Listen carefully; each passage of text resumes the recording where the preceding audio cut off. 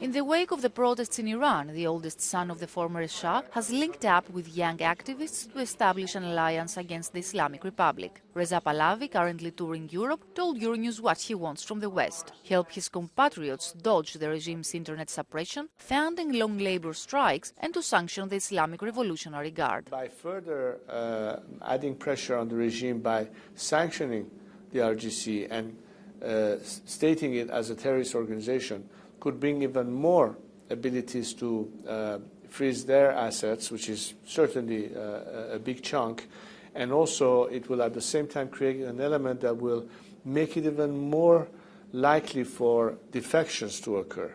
The bulk of the IRGC members are not benefiting from it financially. They are getting salaries, sometimes not enough to cope with. They even have to have a secondary job. How long can they sustain themselves in that package? If they think that the time has come for them to reconsider how long they want to stick with this regime as opposed to join with the people. So assuming that the Islamic Republic falls, what would be the role that you would run for? Do you see yourself as the new Shah of Iran, as your father used to be?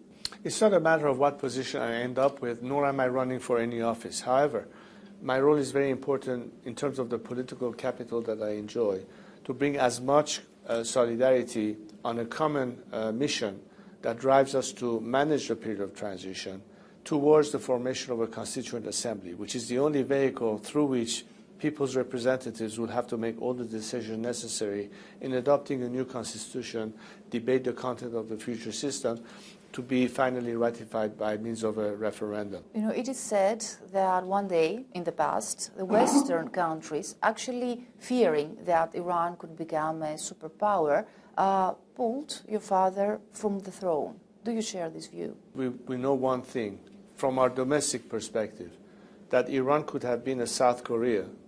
Instead, it became a North Korea. In other words, we went backwards rather than forward. Is that conducive to more stability? No.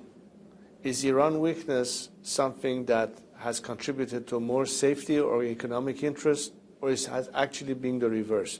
Every arrow points to the direction that if that theory held true, the net result was no gain, but in fact a loss. Does that also mean that the West should worry for the growing military cooperation between Iran and Russia right now? Well, obviously, because when you have a regime that out of weakness is prepared to become somehow at the disposal or used by other players in the region, the net result is that this could become a threat to another perspective. Iran's cooperation right now with Russia is a clear indication that the regime is in fact trying to count on Russia's support for their own survival, and is in that game assisting what Russia is doing right now in the Ukraine, for instance.